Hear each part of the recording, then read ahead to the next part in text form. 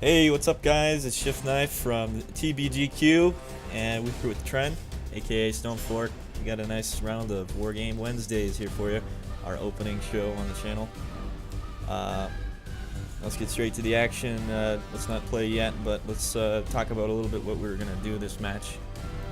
Trent, his idea was to head to Gulf and Delta, fly up some airborne infantry, try to secure those positions. My idea was to do something a little bit similar. However, I was going to send my airborne infantry off to the left and defend the flank of Foxtrot, our forward spawn, as it were. As well, my goal was basically to hold Foxtrot. My personal goal was not to push up, as the limited cover between Foxtrot and Echo would make taking it a challenge, unless doing so from the trench, but you'll see that later in the game. Trent's idea was basically to hold Delta, as I said, and that's the main of the action. That was our plan. Trent, are you ready to hit play? Whenever you are. Alright, 3, 2, 1, go. So starting off here, we're in the deployment phase. Looks like I'm viewing this as a neutral perspective, so we're seeing our enemy's ideas. In this game, we're fighting Castelop and Dave. It seems like they are two pubbers together. Seems Castelop has indicated he is going to Bravo. You see that, Trent? Yeah. Because I would actually argue the fact that I think they were pubbing together because they joined together and they actually coordinated their attacks at one point through Delta and Echo later on. I saw, but we'll see. We'll see. I mean, the way they played was very... Yeah, they probably definitely use communication, but I think they were pubbers. Usually when someone indicates where a player is going like that, it's kind of... True. So we still haven't started the match. We're still in the deployment phase. It looks like our enemy's gone with... for anti-air, I know on Trent's side at Gulf, they were using a lot of ZSUs. Those are pretty much autocannon flak anti-air. They didn't have very many long range. However, on my side, out in the open at Echo, they did use a lot of bucks and long-range anti-air. The Russians are infamous for it. Pain in the fucking ass is what those are. Yeah. Looks like we're seeing a lot of infantry. Main force looks like it's infantry for both teams. Seems Dave is went with the T-80U. We'll get to see that later on. Fights pretty valiantly. So I composed my army mainly here. I was playing as Germany actually. Yeah, I'm seeing those repurposed Hueys landing off those commandos. I get them there just in time though. As you can see on the left here, left of Foxtrot, I have set up my light riflemen. They're about to land. That's my... Whenever I play Highway to Oslo, it's Highway to Oslo or Devil's Highway, depending on which game you come from, E or Airland Battle. This map has usually always been my favorite map. It's interesting. You've got more than one objective. You have to defend your forward spawns, or you can easily get camped in. There is room for subtle flanking. The enemy tries that on me a few times in the game, but to no success due to my keen eyes. I'm setting up. You know, I do a little Dorner rush right here, as you can see. It's pretty funny. Yeah, I'm seeing those Dorners fly in. You're playing Flight of the Falcons or Ride of the Valkyries? What was that? Needless to say, I ran into ZSU.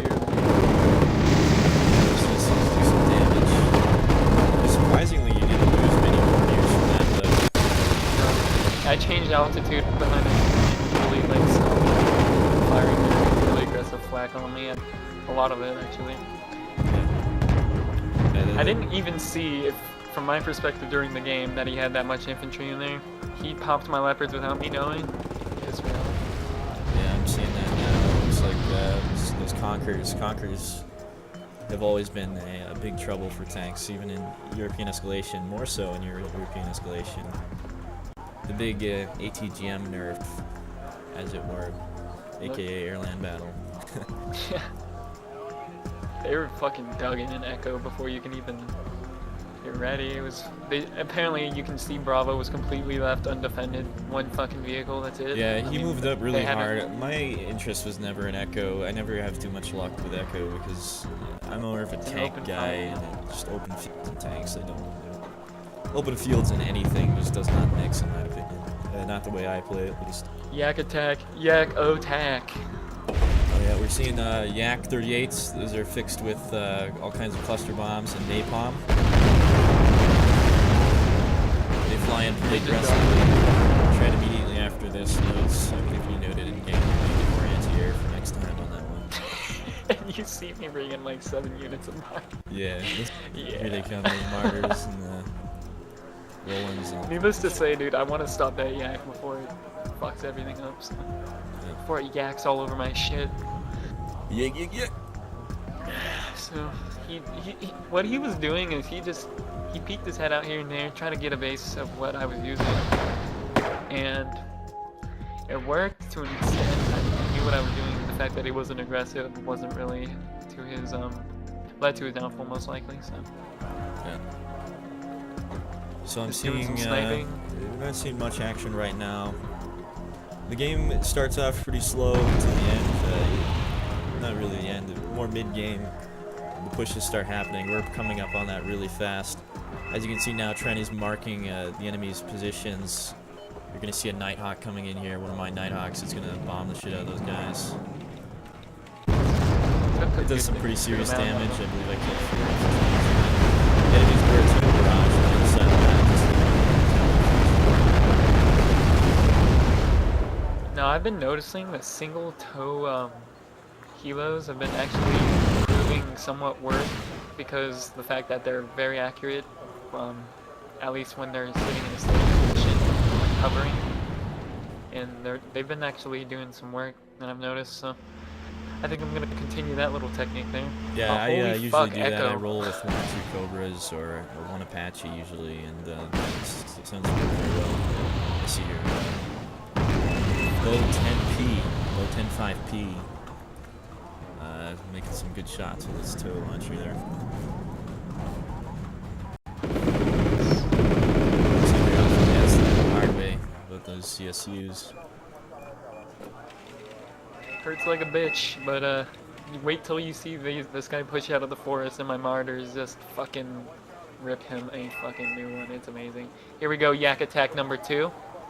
This time a little better off in my opinion because they still got their bombs off, which is sometimes unavoidable, but maybe I could have pushed my... If I pushed my anti-air up anymore, they could have just sniped it.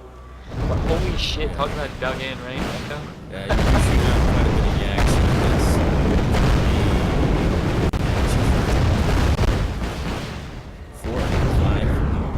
this. 4, looks like 4 was the number there.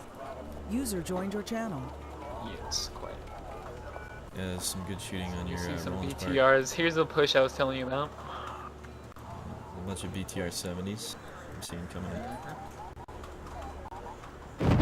Skirmishers did quick work of them, but as you can see, my supply vehicles are running low, so I quickly run those back to base ASAP. Large sheen of rocket artillery. Yeah. He does that to hopefully get stuns off on some of my units, which is not a bad thing.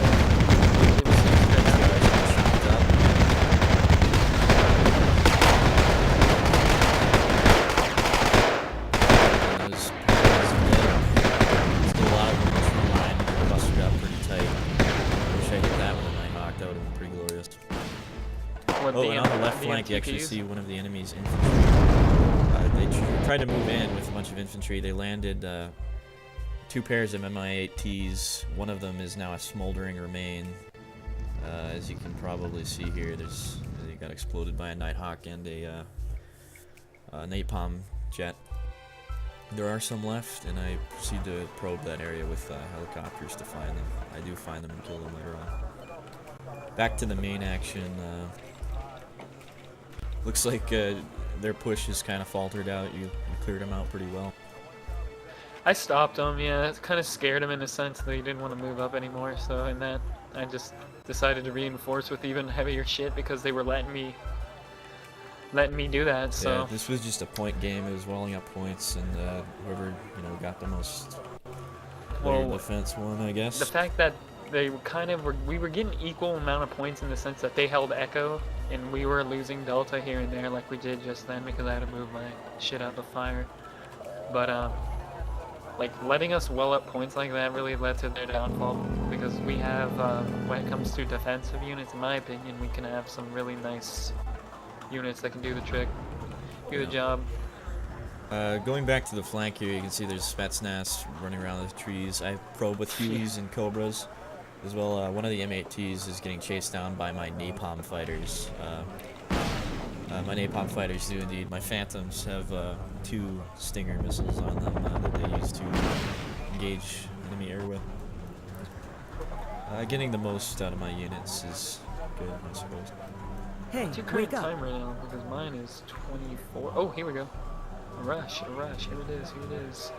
This is the one that really game changed it. Your napalm stopped his advance past what that was supposed to. Like, he was going to bring in 2 more units of T-55s on that road, and you stopped it with your napalm. Yeah. Whether or not you did that on purpose is fucking... Oh no, of course I did. Saved I me saw some them time. coming in, and napalm has always been something that you use to, it stuns and it slows and it fucks everything up. So if people are rushing along a road like that, a tip to you guys, just drop napalm on the road. They'll either be forced to turn off the road and go slower, or get stunned by the napalm and get trapped so your other units have free shots on them. Now from here on, it's pretty much a murder fest. My Leopard 2A4s are just picking off shit from their side armor, and with a fucking penetration of 14, I mean they're practically popping everything that's in a range. Yeah, we're seeing that rush come in right now. I think you might be a little bit ahead of me for some reason. Probably. I don't know why the hell that is.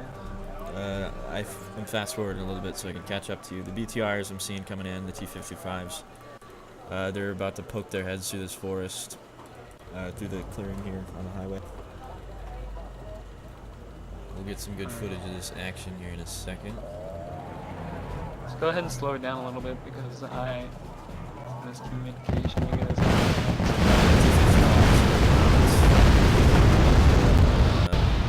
Between the trees for the first set of trees, so I'm gonna fast forward until they're all the way at about to cross. You were at Times 3, correct? Yeah. I don't know. Shit happens, I guess. Yeah, it's weird desync, I suppose. Alright, I've got it on times 3 now. I'm seeing the T-55s poised right outside. Getting on the highway now, hitting max speed. I'm dropping already on them. I have my Nighthawks come in and everything. They're just coming in. They drop all of them. Unfortunately, I have to fear my planes, but I think it's worth it in the end. There's my Phantoms. They just block off the road. Nighthawks clear out a lot of those.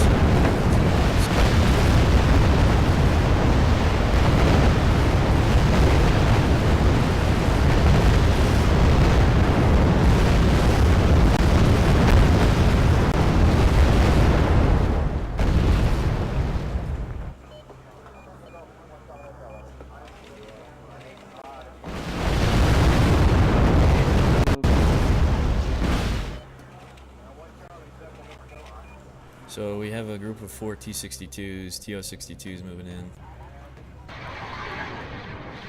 Looks like all this napalm is not from them. It's napalm rocket artillery that did that, but they're trying to get rid of the infantry that have been targeted in these buildings for a long time. Here now you see my big push on the left. Here it comes. It's 3 groups of tanks on each side. At this point, I know I'm probably going to lose more in this assault, but at this point, we're so close to winning. I feel like if I get in there and produce as many casualties as I can, it's going to push us into the faster. So I am able to actually clear out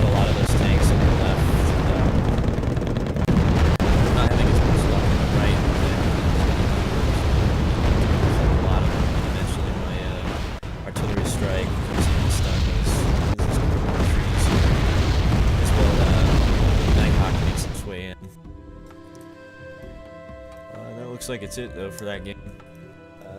Trent did pretty well. Myself, not so much. Having the defender's role is a little bit challenging. Trent did great though. Good fight to our opponents, Castelop and Dave. You guys put up quite a fight. Indeed. Trent, any final closing remarks? Other than, you know, it was a good fight. And, yeah, it kind of played out how I expected. I was okay with that match, so I mean, I was kind of happy with my casualties and how much I lost compared to how much I gained, so overall it was a good match. Yeah, indeed.